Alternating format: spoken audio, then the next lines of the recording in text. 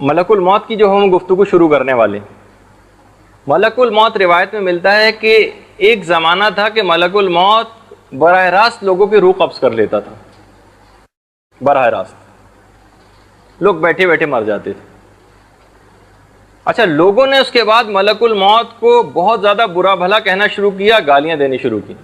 ملک الموت نے ایک دفعہ بارگاہ خداوندی میں نالہ و فریاد کیا کہ لوگ مجھے اس طرح سے برا بھلا کہتے ہیں، تو پروردگار نے پھر مرض اور بیماری کو خلق کیا۔ اس کے بعد سے اب کبھی ایسا نہیں ہوتا کہ لوگ ملک الموت کو برا بھلا کہیں، بلکہ اب یہ کہتے ہیں فلاں شخص فلاں بیماری کی وجہ سے وفات پا گیا۔ یہ بھی ایک اس کے اندر ایک چیز ملتی۔ پھر ایک بات اور یہ بھی ہے کہ دیکھیے، ایک دماغ میں ایک سوال آتا ہے، جب ہر چیز، ہر ذی روح کی جو روح ہے وہ ملک الموت قبض کرتا ہے، تو جانوروں کے متعلق کیا خیال ہے؟ تو یہ بات یاد رکھیے کہ جانوروں کی روح کو ملک الموت قبض نہیں کرتا۔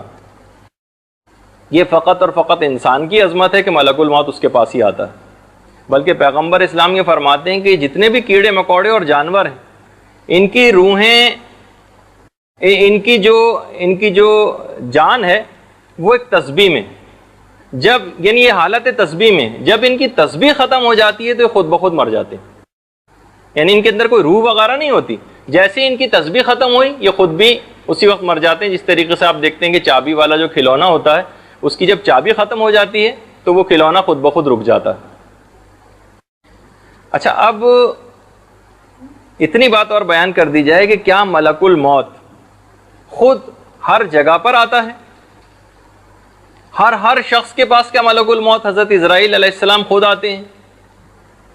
تو اس کا حل علماء نے یہ کہا ہے، اس بات کا، اس سوال کا، کہ نہیں، حضرت اسرائیل ہر مرنے والے کے پاس نہیں آتے ہیں، یہ صرف اور صرف خواص کے پاس آتے ہیں۔ عوام، جو عام لوگ ہوتے ہیں، ان کی روح کو قبض کرنے کے لیے ان کے انصار و اعوان فرشتے ہیں حضرت اسرائیل کے، کہ جو کہ آتے ہیں۔ بھائی دیکھیے، جس طریقے سے اگر جب یہ بات کہی جاتی ہے کہ پروردگار نے موت کو دینے کے لیے خود اپنی طرف بھی نسبت دی،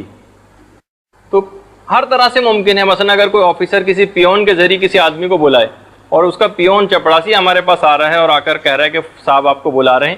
تو وہ یہ بھی کہہ سکتا ہے کہ مجھے فلاں صاحب نے بلایا، اور یہ بھی کہہ سکتا ہے کہ مجھے وہ پیون بلانے آیا تھا۔ تو بعض اوقات کسی شے کی جو نسبت ہوتی ہے وہ اس کے فاعل قریب، فاعل متوسط یا فاعل بعید کسی کی بھی طرف بھی دی جا سکتی ہے۔ اچھا، ملک الموت آتے کیسے؟ ملک الموت کس طرح سے آتا ہے؟ چھٹے امام، امام جعفر صادق علیہ السلام فرماتے ہیں،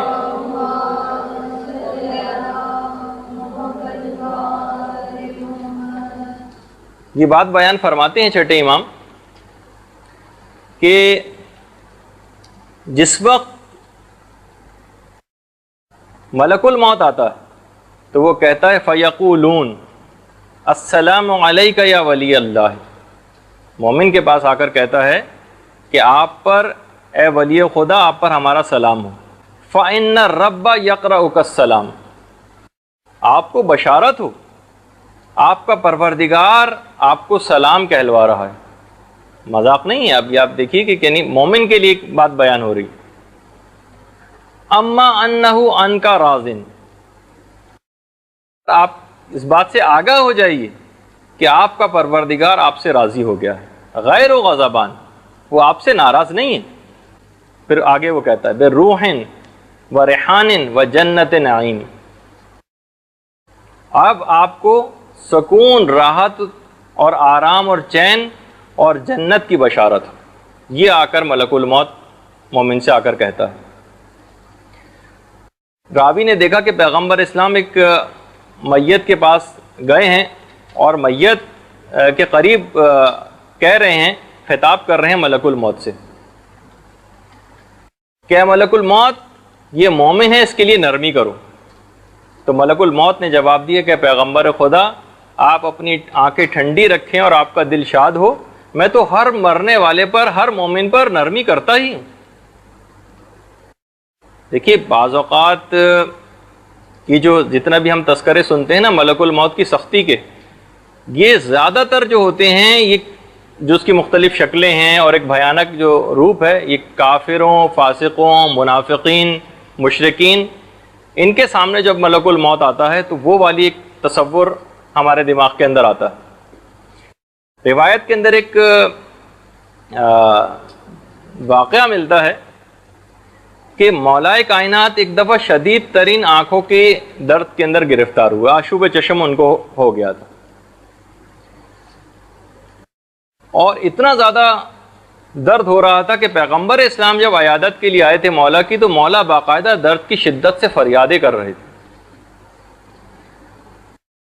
کہا کہ اے علی اتنا شدید درد؟ کہا کہ ہاں یا رسول اللہ، ساری زندگی کبھی اتنا شدید درد نہیں ہوا جتنا اس وقت ہو رہا۔ اب رسول خدا نے کہا کہ اے علی سنو، جب ملک الموت کسی کافر کی روح نکالنے کے لیے آتا ہے، اس کی روح قبض کرنے کے لیے آتا ہے، تو ایک لوہے کی ایک سلاخ کے ذریعے اس کی روح کو قبض کرتا، اور پھر جہنم کی سختی اس سے بھی ایک دشوار گزار مرحلہ۔ علی نے یہ سننا تھا کہ سنتے ہی اٹھ کر بیٹھ گئے۔ کہا کہ یا رسول اللہ ذرا اس حدیث کی تکرار تو کر دیجیے، یہ گفتگو اس بات کا موجب بنی ہے کہ میں اپنے درد کو بھول جاؤں۔ اچھا، پھر اس کے بعد مولا نے کہا کہ یا رسول اللہ، کیا یہ جو آپ نے ابھی ملک الموت کی جو تفصیل سنائی ہے،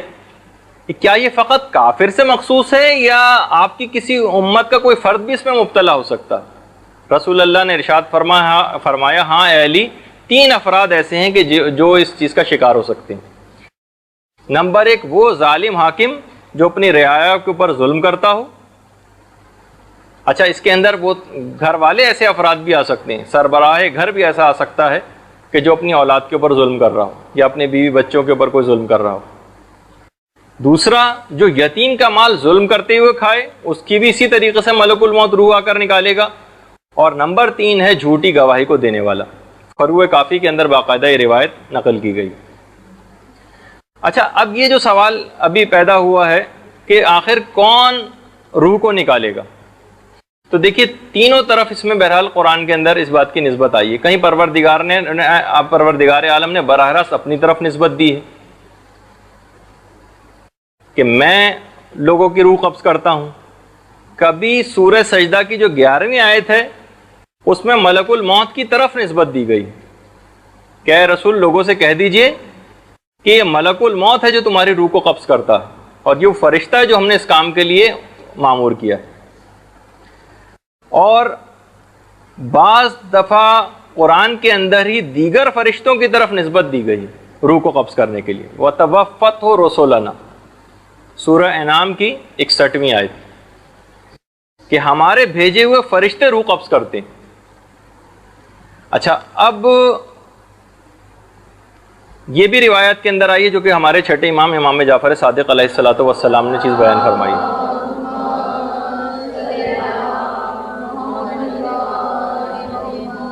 امام فرماتے ہیں کہ کچھ فرشتے ملک الموت کی مدد کے لیے مقرر ہیں، جو کہ دنیا کے مختلف کونوں میں جو لوگ مر رہے ہوتے ہیں مختلف جگہوں پر، وہاں سے وہ روحوں کو قبض کرتے ہیں اور اس کے بعد ان کی روحوں کو ملک الموت حضرت اسرائیل کی طرف ارسال کر دیتے ہیں، اور پھر ملک الموت حضرت اسرائیل ان تمام کی روحوں کو پروردگار کی طرف منتقل کر دیتے ہیں۔ جب بھی وہ روایت کے اندر ملتا ہے نا کہ شب معراج جب پیغمبر اسلام کی ملاقات ملک الموت حضرت اسرائیل سے ہوئی تھی، تو ان سے یہی پوچھا تھا کہ آپ آخر ایک ہی وقت میں مشرق و مغرب کے اندر لوگ مر رہے ہوتے ہیں، کس طرح سے ان کی روحوں کو قبض کرتے ہیں؟ تو ملک الموت نے کہا تھا کہ پیغمبر اسلام، میرے سامنے پوری دنیا اس طرح سے ہے جس طرح آپ کے ہاتھ میں سکہ ہوتا ہے کوئی، اس طرح سے میں پوری دنیا میرے سامنے ہوتی ہے۔ ملک الموت کی شکل کیسی ہوگی؟ ایک دفعہ اس کی بھی ایک خواہش ایک نبی خدا حضرت ابراہیم علیہ السلام کے دل کے اندر پیدا ہوئی۔ حضرت ابراہیم نے پروردگار سے دعا کی کہ پروردگار مجھے ملک الموت سے بلکہ انہوں نے فرمائش کی کہ آپ مجھے اپنی وہ شکل دکھائیے جس سے آپ کافروں کی روح کو قبض کرتے ہیں، جس شکل کے ساتھ۔ اور اس نے کہا ملک الموت نے کہ نبی خدا آپ برداشت نہیں کر سکیں گے؟ کہا کہ نہیں، پھر بھی میں دیکھنا چاہتا ہوں۔ اب وہ جب اس شکل میں ملک الموت آئے، جب ایک کافر کی روح قبض کی جاتی ہے، بالکل ایک دیو جیسی شکل، جس کے بڑے بڑے بال، شدید ترین بدبو جسم سے آ رہی تھی، کالے کپڑے، اور منہ اور ناک سے آگ کے شعلے نکل رہے ہیں، دیکھتے ہی حضرت ابراہیم کو اتنی بھیانک شکل دیکھتے ہی غش آ گیا، اور جب ہوش میں آئے تو کہا کہ کسی فاجر شخص کے لیے کوئی اور تکلیف نہ بھی ہو تو فقط تمہاری شکل دکھایا جانا ہی بہت کافی، اور کہا اس کے بعد کہ اب تم وہ شکل بھی دکھاؤ کہ جس سے تم نیک لوگوں کی روحوں کو قبض کرتے ہو۔ تو پھر حضرت ابراہیم نے دیکھا کہ بہت ہی حسین نوجوان کی شکل میں، جو نفیس قسم کے کپڑے پہنا ہوا اور بہترین قسم کی خوشبو اس کے پاس سے آ رہی ہے، ملک الموت اس شکل کے اندر آئے۔ تو اس کی شکل کو دیکھ کے بہرحال اتنا زیادہ حضرت ابراہیم خوش ہوئے کہ کہا کہ کوئی اور فرحت اگر مرنے والے کو نہ بھی ملے تو فقط تمہاری شکل ہی اس کے لیے، اس کو خوش کرنے کے لیے بہت کافی۔ حضرت سلیمان علیہ السلام کا ایک واقعہ بڑا مشہور ہے کتابوں کے اندر، بہرحال وہ ملتا ہے کہ ایک شخص ان کے پاس بیٹھا ہوا تھا آ کر، پہلے زمانے میں ملک الموت علی الاعلان بھی آیا کرتا تھا، حضرت سلیمان کے دربار میں بھی آتے تھے۔ ایک شخص بہت ہی ہانپتا کانپتا، ہونٹ اس کے زرد، کہنے لگا کہ ملک الموت نے مجھے بہت عجیب نگاہوں سے دیکھا ہے، آپ فوراً ہی ہوا آپ کے تابع ہے، آپ ہوا کو حکم دیں کہ مجھے اسی وقت ہندوستان پہنچا دے۔ حضرت سلیمان نے ہندوستان پہنچا دیا۔ دوسرے دن جب ملک الموت آیا تو کہا کہ ملک الموت تم کیوں آخر اس شخص کو اتنا زیادہ اس انداز سے گھور کے دیکھا کہ وہ سخت پریشان ہو گیا؟ تو بہرحال ملک الموت نے کہا کہ میں خود حیران تھا کہ پروردگار عالم نے کہا تھا کہ اس شخص کی روح کو ہندوستان میں قبض کر رہا ہے، میں یہ پریشان تھا کہ آخر اتنی جلدی ہندوستان کیسے پہنچے گا۔ تو اس انداز سے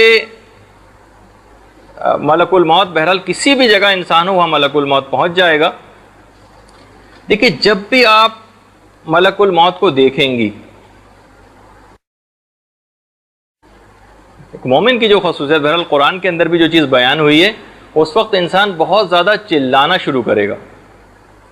بہت زیادہ چلانا شروع کرے گا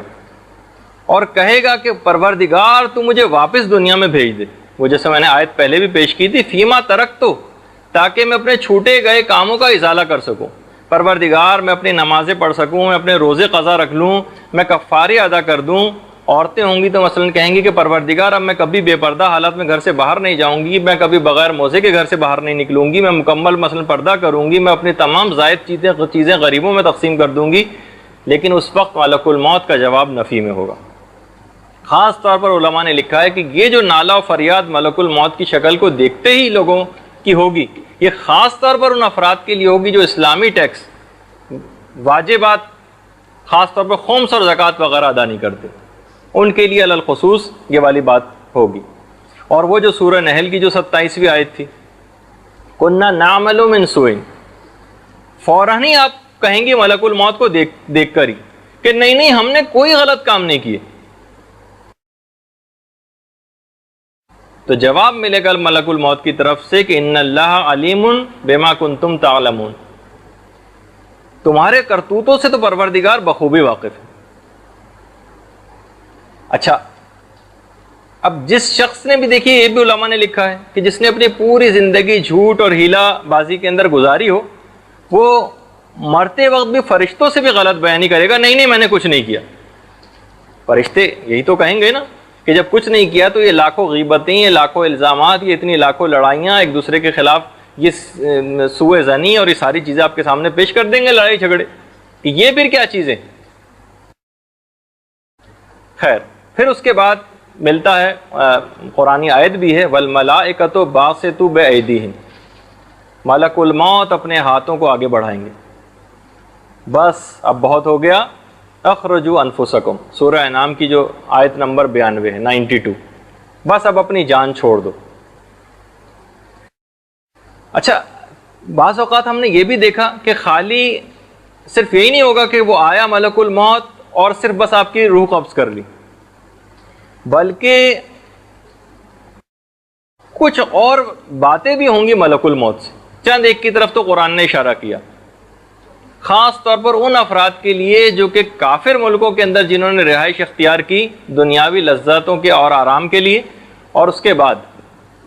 دنیاوی لذت و آرام وغیرہ کے لیے، اور اس کے بعد انہوں نے اپنی پوری زندگی اور اپنی اولادوں کو بھی وہاں جا کر بگاڑ دیا۔ سورہ نساء کی آیت نمبر 67 کہ جب ان کی طرف سے بہت زیادہ فرشتوں کے ساتھ ان کا وہ مکالمہ ہو جائے گا کہ جب کہ بھائی تم نے ایسی زندگی آخر کیوں گزاری، ایسی جگہ جا کر کیوں رہے، جب وہ اس کا عذر پیش کریں گے کہ پروردگار ہم کیا کرتے ہیں، ہم ایسی جگہ پہ جا کر پھنس گئے تھے، وہاں پہ جا کے ہمیں ان گناہوں کے اندر گرفتار ہونا ہی تھا، تو اس وقت فرشتے مخاطب ہو کر کہیں گے اس مرنے والے سے فَتُهَاجِرُوا فِيهِمَا، کیا زمین پروردگار اتنی بڑی نہیں تھی، اتنی وسیع نہ تھی کہ تم کسی اور جگہ ہجرت کر جاتے؟ تمہارے لیے کیا ضروری تھا کہ معمولی سی آسائشوں کے لیے تم نے اپنے دین اور ایمان کو فروخت کر دیا اور اپنی اولادوں کو تم نے بگاڑ دیا؟ یہ خاص طور پر صرف یہ والا ایک واقعہ ایک ایسا ہے کہ جو کہ ان یعنی ملک الموت سے جو مکالمے ہو رہے ہیں وقت انتقال، اس کے اندر بھی یہی بات آ رہی ہے۔ پھر اس کے بعد جو قبض روح کی مختلف جو کیفیات بہرحال قرآن کے اندر ذکر ہوئی ہیں، اذا بلغت التراقی، روح بدن سے کھنچ کر بالکل گلے میں آ جائے گی۔ وقیل من راق، اس وقت یہ ہوگا کہ کون ہے جو تمہیں موت سے نجات دلا دے؟ ہے کوئی ڈاکٹر، ہے کوئی دوا ایسی کہ جو تمہیں موت سے نجات دلا سکے؟ وَظَنَّهُ أَنَّهُ الْفَرَاقُ، انسان اس بات کو بخوبی جان لیتا ہے کہ نہیں، بس اب ان سب چیزوں سے جدائی کا وقت آ گیا۔